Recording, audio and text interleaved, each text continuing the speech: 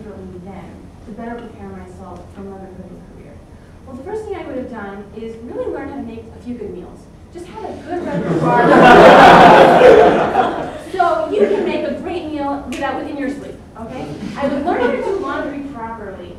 I would take care of my dorm room so it wasn't such a disaster. If I had become more habituated in these things early on, I could have hit the ground running. The learning curve would have been much less steep when I just started taking care of other people. The second thing I would do is really work on not having the control freak mentality. I think Princeton tends to breed in us a kind of overachieverness. You get involved in so many things. Your day tends to get very planned. You have to make so many meetings, and you start to think that this is actually normal. But in reality, life doesn't really work from a half-hour interval. And it's very good to get used to the idea that when you become, especially when you enter the real world and become a mother, that your day is going to be hijacked by countless unforeseen surprises.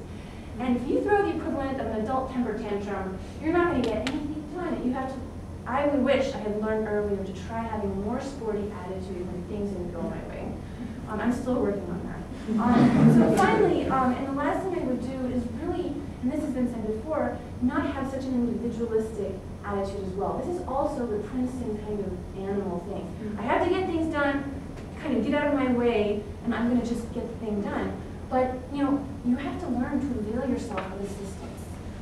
I would have availed myself of the writing center. I would have asked for extensions on papers if I could go back in time. I would have formed study groups with other friends, the smart people in the class, so I could prepare for the exams more easily. Learn to depend on other people, not just on yourself. Really think creatively about cutting corners in a way that you'll get things done with less work. It seems like a cop-out, but it's actually a higher mode of thinking. It's a more intelligent way of getting your tasks done. So I would really work on that. Thanks so much. Okay, well, I'm adding cleanup, and I've just been sitting here nodding at everything you said, so I agree with much of it that's been said. My own, in speaking on this panel, my first thought is that I don't know that I necessarily balance career and family, as I'm at the point right now where I've stepped out of my career and I'm home taking care of my kids. But I sort of think of it as, some people talk about marriage as a 50-50 proposition, which in my experience it never is. It's not, and the career and family, at least for women, although it's true for men too, it's not a 50-50 proposition either. It's, those percentages are constantly swinging. But in my own experience, I've tried to enjoy every stage of life that I've been in. And that's probably the best advice I could give to you. I mean, I enjoyed childhood. I enjoyed high school. Best 5 years of my life. I enjoy being at Princeton. I love being at law school. I love being a law clerk, And then when I get out to be a lawyer, I was, I set the world on fire. I loved it. And now I'm at the point where I have 3 kids. So I wanted to say this about once you get started, if you go out and you get a job. Now my advice here is that you approach your job, whatever it is, with diligence, with honor, humility, hard work, these things, no matter what it is. Now the low-level employee that you're working with as you start your first job could someday be running that company, and that person's going to remember how you acted, how you treated them, how you did your job. And so some people talk about that in terms of networking. They say, how do you network?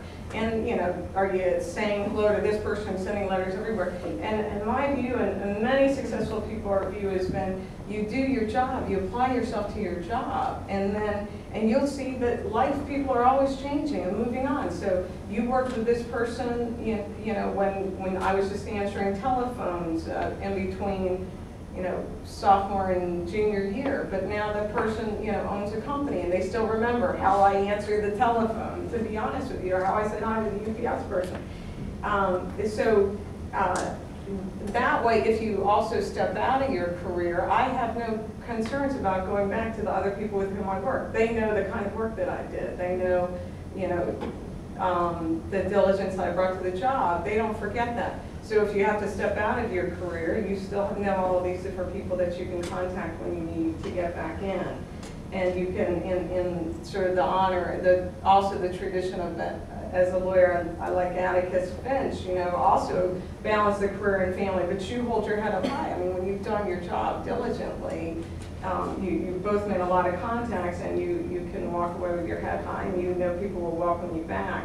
Now I'm at the point where I'm staying home with my 3 boys, and I'm educating them, and I love it. I find it to be completely rejuvenating in, you know, the sense of, just like the word says, rejuvenating. I mean, it's energizing to me. I'm learning about all different things that I didn't, you know, natural history that my kids love, dinosaurs, you know, that I didn't know about. And there's, you know, so it is so much fun.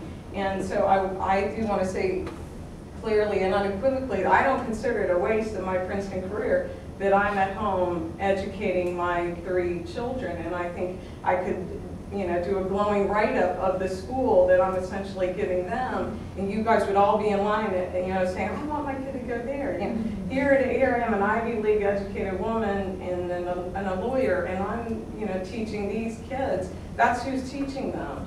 And, you know, there's a lot to be said for that. I do not, you know, I do not consider it at all a waste of my education.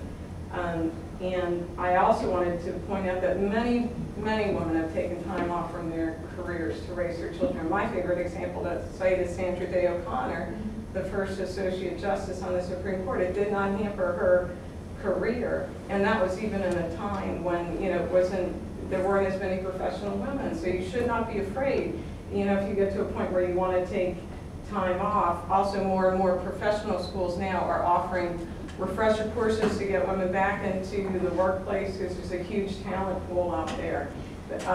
So, for example, Harvard Business School, they have a little program that helps their graduates, and now they're opening it up to other people to get back into the workplace. More and more schools are doing this. And they're also, the workplaces have changed too, such that more and more are offering you the opportunity through technology to work from home. So you keep your resume active, and you get a little bit of that intellectual stimulation. You know, I play the piano. I had worked part-time after even my 3rd was born, for 10 hours a week from home, which I enjoyed. I found it took up all of my margin of free time that was to myself. And I ultimately decided to drop it, and we got a piano, and I started playing the piano again. Now I think I probably spend 10 hours a week playing the piano, which doesn't pay the bills, but I love it, you know, and it's fun to escape to Chopin or, you know, Mozart at night or Bach, and be playing that, and, you know, to play that around the children. I don't, you know, I think it's, you know, I enjoy it. And so just to return my original